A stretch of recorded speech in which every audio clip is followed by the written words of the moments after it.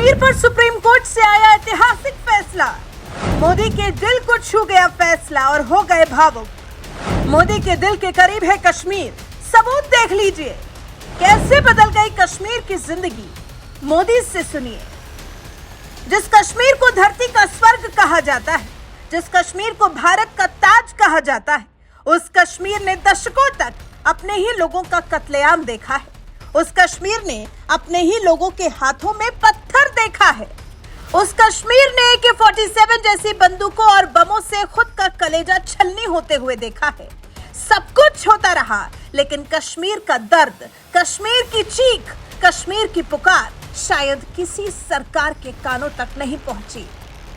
इसलिए कश्मीर के बाशिंदे पंडितों को कभी उनके ही घर से भगाया गया, तो कभी देश के कोने कोने से आए हिंदुस्तानियों को आतंकियों ने कश्मीर में मौत के घाट उतारा और देखते ही देखते धरती का स्वर्ग जहन्नुम में बदलने लगा।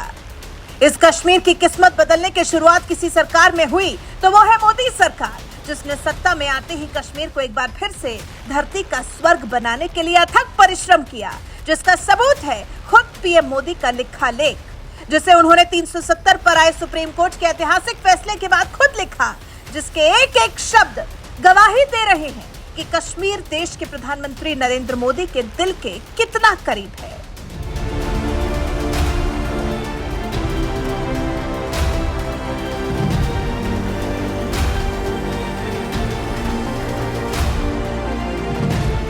मोदी सरकार ने कश्मीर से अनुच्छेद 370 और 35A का खात्मा किया तो विरोधियों के पेट में मरोड़ होने लगी और देश की सबसे बड़ी अदालत सुप्रीम कोर्ट पहुंच गए।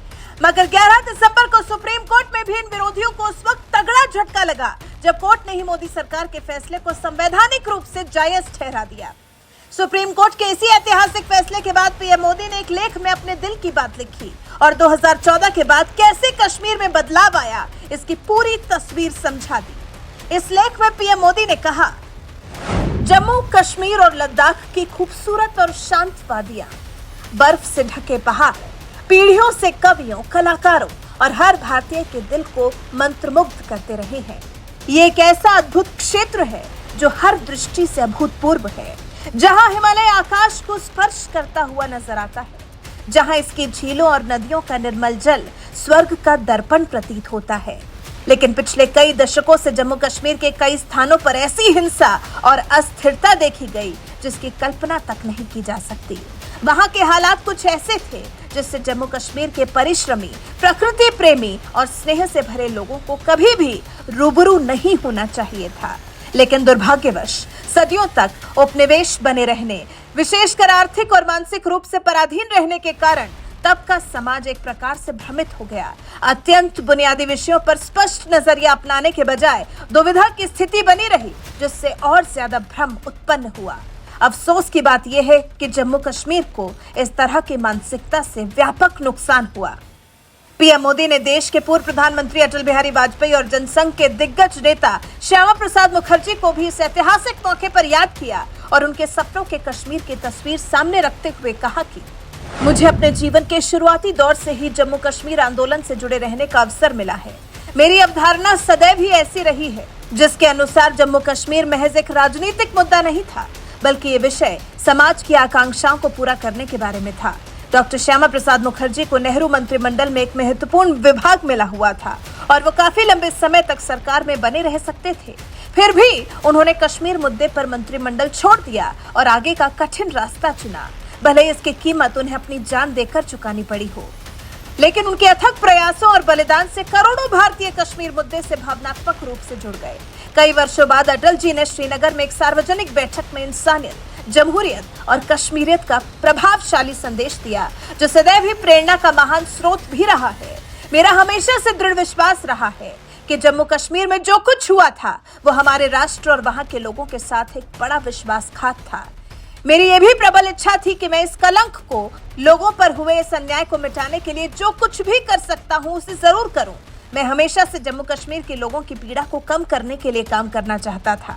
जिस कश्मीर पर नेहरू ने अनुच्छेद 370 थोपा था, उसे जम्मू कश्मीर और लद्दाख के लिए एक बड़ी बाधा बताते हुए पीएम मोदी ने इसी लेख में बताया कि सरल शब्दों में कहें तो अनुच्छेद 370 और 35 से जम्मू कश्मीर और लद्दाख के सामने बड़ी बाधाओं की तरह थे।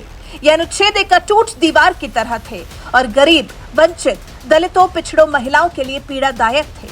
अनुच्छेद 370 और 35 के कारण जम्मू कश्मीर के लोगों को वो अधिकार और विकास कभी नहीं मिल पाया जो उनके साथी देशवासियों को मिला।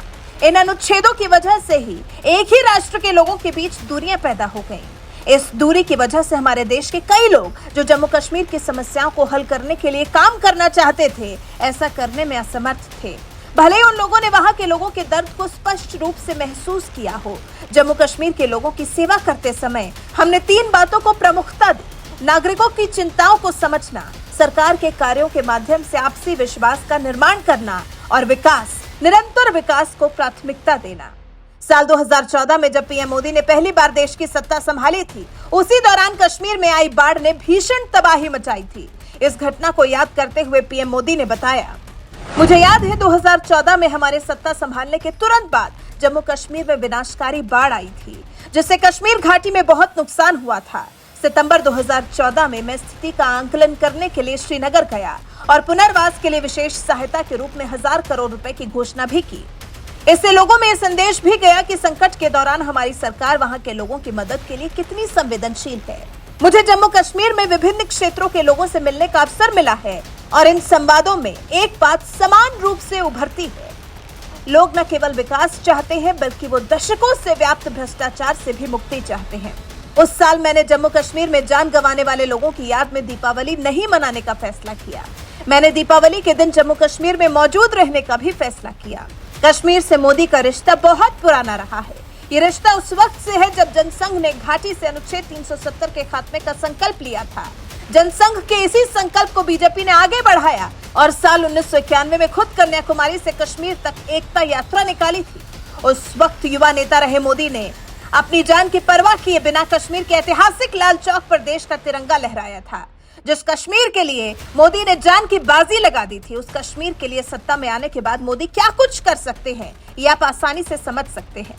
इस लेख में मोदी ने कश्मीर के अतीत का दर्द साझा किया तो इसके भविष्य की रूपरेखा भी तय कर दी, जो बता रहा है कि मोदी सरकार कश्मीर को एक बार फिर से धरती का स्वर्ग बनाने के लिए संकल्प लेकर मैदान में उतर गई है।